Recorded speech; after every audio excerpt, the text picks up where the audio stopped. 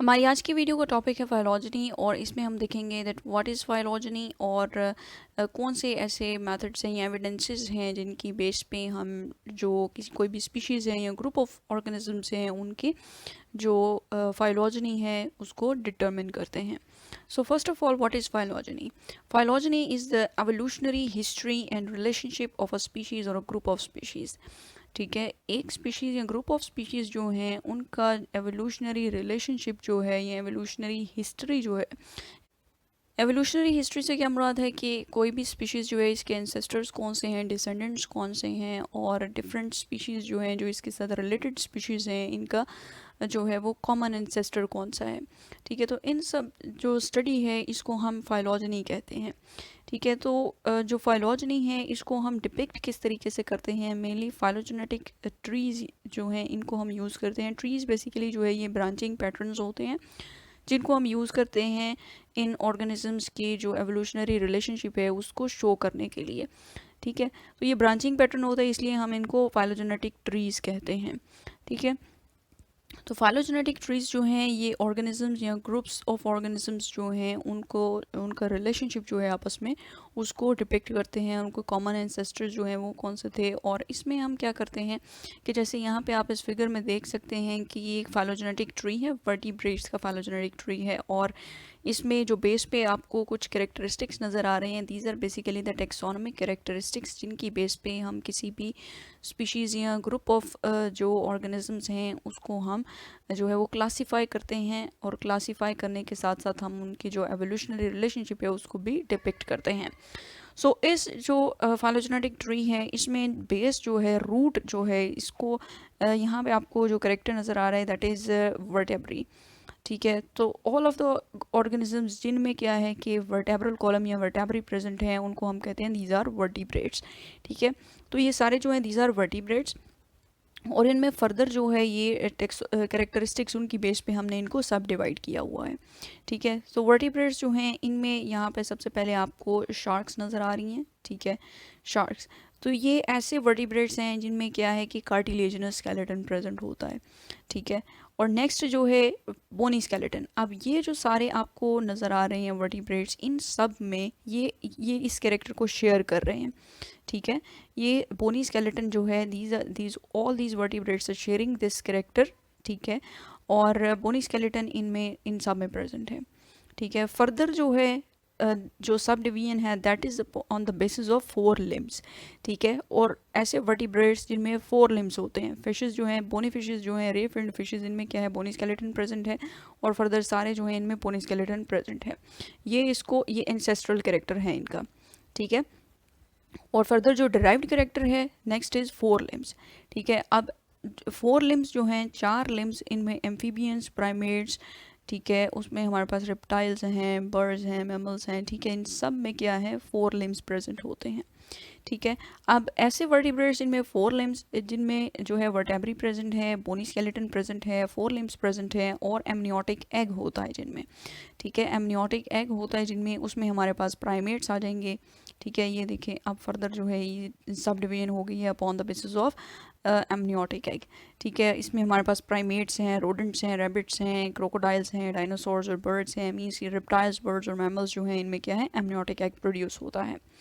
ठीक है, और फर्दर अब जो सब डिवीजन है that is upon the basis of hair. अब मैमल्स जो हैं उनमें क्या है हेयर प्रेजेंट होते हैं। ठीक है, जिसमें हमारे पास नेक्स्ट फर्दर है प्राइमेट्स हैं, रोडेंट्स हैं। ठीक है, और नेक्स्ट 2 पोस्ट ऑसिपिटल फेनेस्ट्री जिसमें जिसकी जो स्कल है 2 फेनेस्ट्रेशन इनमें प्रेजेंट है, उनको हमने रेप्टाइल्स और जो है बर्ड्स उनमें रख दिया है, क्रोकोडाइल्स, डायनासोर्स एंड बर्ड्स। ठीक है, तो इस तरीके से क्या होता है कि टेक्सोनोमिक कैरेक्टरिस्टिक्स जो हैं उनकी बेस पे हम लिविंग ऑर्गेनिजम्स जो हैं उनकी एवोल्यूशनरी हिस्ट्री को देखते हैं in the form of phylogenetic trees. Next है what evidence is use to determine the phylogeny. ठीक है, फाइलॉजेनी हम डिटर्मिन किस तरीके से करते हैं, हमें कैसे पता चलता है कि इस स्पीशीज़ का फलां इंसेस्टर है। ठीक है, कोई इंसेस्टर जो है या डिसेंडेंट जो है उसको हम डिटर्मिन किस तरीके से करते हैं। सो ट्रेडिशनल टेक्निक्स जो हैं उनमें हमारे पास फॉसिल्स आ जाते हैं। फॉसिल्स जो हैं ये जो है एक्सटिंक्ट और एक्सटेंट ऑर्गेनिजम्स जो हैं उनकी जो एवोल्यूशनरी हिस्ट्री है उसको डिटर्मिन करने के लिए यूज़ होते हैं। एक्सटिंक्ट ऑर्गेनिजम्स आपको पता है ऐसे होते हैं जिनमें जो है जिनका लास्ट जो मेंबर होता है वो भी इस दुनिया से ख़त्म हो चुका है, मतलब अर्थ पे उनका कोई भी मेंबर प्रेजेंट या लिविंग नहीं है, ठीक है। और एक्सटेंट ग्रुप्स जो हैं दीज आर लिविंग, ठीक है। तो फॉसिल्स जो हैं बेसिकली क्या हैं, दीज आर द रेमिनेंट्स और ट्रेसेस ऑफ ऑर्गेनिजम्स जो कि पास्ट में जो है वो इस अर्थ पे प्रेजेंट थे, लिविंग थे, ठीक है। और मोस्ट कॉमनली जो है फॉसिल्स ये सेडिमेंट्री रॉक्स के अंदर पाए जाते हैं, ठीक है। और फॉसिल रिकॉर्ड जो है इसको हम यूज़ कर सकते हैं अर्थ के ऊपर लाइफ की हिस्ट्री को डॉक्यूमेंट करने के लिए, ठीक है, कि जो लाइफ है वो कहाँ से स्टार्ट हुई, ठीक है। और कुछ ऑर्गेनिजम्स जो हैं, कुछ group of organism soft body जो हैं उनके मेनली क्या होता है, फॉसिल्स हमारे पास नहीं होते, ठीक है। तो कुछ गैप्स जो हैं वो इसमें एग्जिस्ट करते हैं। और मेनली फॉसिल्स क्या होते हैं कि ये जो सेडिमेंटरी रॉक्स हैं इनके डिफरेंट जो स्ट्रेटा होते हैं, लेयर्स होती हैं, ठीक है, उनके अंदर प्रेजेंट होते हैं।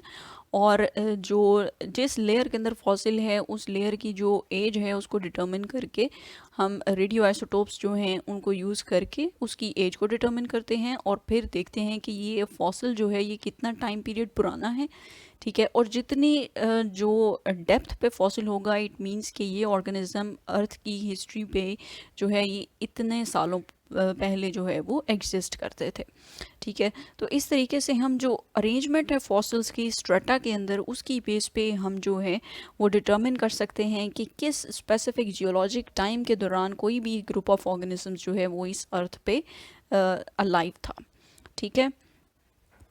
नेक्स्ट है होमोलॉजी। होमोलॉजी जो है ये क्या है, बेसिकली होमोलॉजी जो है ये एवोल्यूशनरी हिस्ट्री जो है डिफरेंट ऑर्गेनिजम्स की उसको डिटर्मिन करने के लिए हम यूज़ कर सकते हैं, ठीक है। तो इसका बेसिक प्रिंसिपल ये है कि जो रिलेटेड ऑर्गेनिजम्स हैं, ठीक है, उनमें क्या है कि उनके जो फीचर्स हैं, कैरेक्टरिस्टिक्स हैं वो शेयर कर रहे होंगे, सिमिलर होंगे, ठीक है। बिल्कुल सिमिलर नहीं होंगे लेकिन उनको देख के जो है वो अपीयरेंस जो है वो सिमिलर होगी उनकी, ठीक है। तो फर्दर जो है हमने होमोलॉजी को सब डिवाइड किया है इनटू 3 कैटेगरीज, जिसमें हमारे पास सबसे पहले है मॉर्फोलॉजिकल होमोलॉजी। मॉर्फोलॉजिकल होमोलॉजी जिससे आपको पता है मॉर्फोलॉजी क्या है कि फिनोटाइप या अपीयरेंस जो है, ट्रेड्स या फीचर्स जो हैं, जो अपीयरेंस होती है किसी भी ऑर्गेनिजम्स की, दैट इज़ मॉर्फोलॉजी, ठीक है। तो डिफरेंट स्पीशीज़ जिनके अंदर क्या है कि जिनके मॉर्फोलॉजिकल ट्रेट्स जो हैं वो सिमिलर होंगे या एक दूसरे से रिलेटेड होंगे अपीयरेंस में, तो इसको हम मॉर्फोलॉजी को देख के डिपिक्ट कर सकते हैं कि ये एक कॉमन एंसेस्टर शेयर करते थे इन द रिसेंट पास्ट, ठीक है। फॉर एग्ज़ाम्पल यहाँ पे आपको इस फिगर में भी नज़र आ रहा है कि ह्यूमन जो है इसके फोर लिम्ब का स्ट्रक्चर है, डॉग के फोर लिम्ब का है, बर्ड का है, वेल का है, ठीक है। तो इसमें जो बोन्स की अरेंजमेंट है उसको आप देख सकते हैं कि ये किस हद तक जो है वो सिमिलर है, ठीक है। तो ये जो वर्टिब्रेट ग्रुप्स हैं दे shared a common ancestor in the past, जिससे ये डाइवर्ज हो गए होंगे, ठीक है। तो इन मॉर्फोलॉजिकल कैरेक्टरिस्टिक्स जो हैं इनकी बेस पे हम जो है वो डिटरमिन कर सकते हैं डिफरेंट जो रिलेटेड ग्रुप ऑफ ऑर्गेनिजम्स हैं उनकी फाइलॉजनी को।